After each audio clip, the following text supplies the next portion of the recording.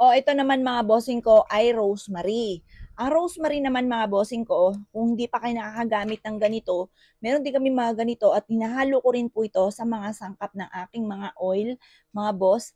Kasi ang rosemary, ginagamit siya sa, merong nagtitimpla ng ganito yung ginagawang tea. O, totoo po yun, marami siya benepisyong dulot. Pero hindi lang ganon, kasi magbibigay rin po ito ng swerte po sa atin, mga bossing ko, ang rosemary. O siya, kung hindi nyo pa to nagagawa, mag-avail kayo sa amin, meron kaming ganito, mga pabango, meron din kaming oil, mga bossing ko na meron pong sangkap nitong ating rosemary. Kasi ang rosemary, nagtataboy ito ng mga bad spirit. Halimbawa, kayo po ay parang feeling ninyo ay hindi lang kayo nakatira, 'di ba may mga ganon, na parang may dumadaan, ganyan mga bossing. Pero pag may mga ganon sitwasyon, pero sinuswerte ka, okay din po yan, maganto ka din, pero swerte po ang dulot po nun, okay po siya.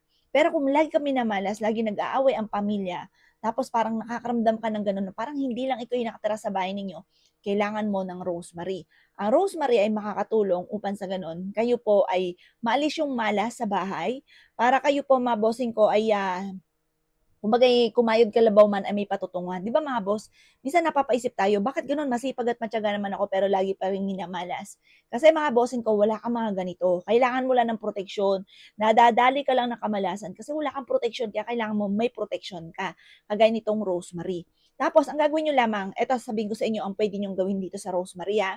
Pwede kang halimbawa nagpapauso ka ng insenso at kamangyan kasi sa mga espiritu po yan. Alas 5 naman po yan ng hapon, mga bossing. Basta pagdating sa usapin ng mga espiritu, alas 5 ng hapon.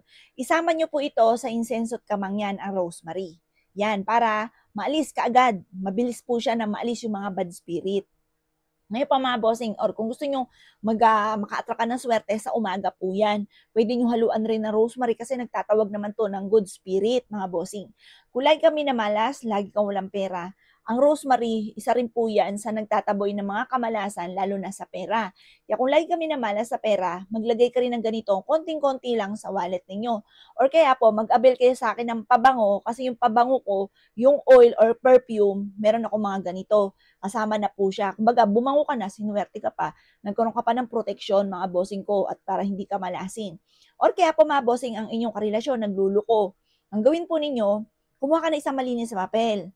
Isulat nyo po ang lahat ng hinanaing ninyo. Kung hindi ka nagluluko pero napakabatugan, nananakit, or kaya po, inam kung hindi man sa physical, hindi man sa yan naman ay sa mga salitain, sobrang sakit magsalita, yung mga ganyan. May mga ganyan talaga. Meron akong boss nga na, pagkit yung lalaki nagtatrabaho, inam siya kung anong mga sinasabi sa kanya masasakit. Yung mga ganun mga bossing. Kung may mga ganyan ka sitwasyon, isabihin nyo rin dyan sa malinis sa papel, sa isang typewriting, isulat nyo lahat ang mga gusto po ninyong maganap. Pagkatapos ng pagbabago, ng kasamaan ng pag-uugali po niya. Ngayon pa mga bossing ko, ilagay nyo itong rosemary. Tapos sunugin nyo po siya. Umaga nyo po yan gagawin. Epektibo po yan, pero mas mainam, wala nakakalam. Kasi alam niyo po ba, halimbawa, lalo na kung first time niyo gumagawa or kaya po, hindi pa nangyayari, hindi pa natutupad yung mga wishes po ninyo, kinuwento niyo na sa iba, huwag ka nang umasa. Yan po ay hindi na mangyayari ko na may winish po ninyo or kaya matatagalan bago mangyari. Effective po yan mga bossing ko at marami na ang patotoo. At isa rin ako sa ganyan. Parang nagiging challenge natin yung pagsasabi natin ng kadaldala natin, yung mga ganon, parang, oo, magkakatotoo, kung mapipigilan mo yung bibig mo na huwag magdadaldal. O mga bossing, kaya mas mainam, siplak ang bibig, tahimik lamang. At hayaan nyo na makita nyo na maging resulta po nito sa mga sinasabi ko po sa inyo na kapag ginawa ninyo. Kasi mga boss, paalala lamang ha, kapag ginawa nyo po ito, tapos madaldal ka, wa-effect po yan. Kaya huwag ka nang umasa, baka sisihin nyo pa ako kasi naging wa-effect. Dapat po, huwag kang madaldal. Basta gawin mo na lang ng tahimik kasi alam niyo po ba, mas mainam ang tahimik.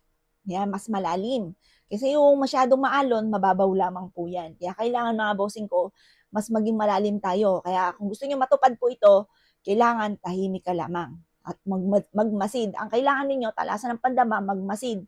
Yun ang kailangan. Yung bibig natin, tikom. Mga boss, gawin niyo na po ito ha. At ito ang dulot ng ating rosemary. Kung gusto niyo sa akin mag-avail, marami yan mga boss, mag-diretso message po kayo sa akin. At marami kayong matututunan sa akin, pagdating lalo na sa mga ganito at mga bulaklak. Kung gusto niyo magpagawa sa akin, okay po, or kaya mag-avail na lang po kayo mga bossing.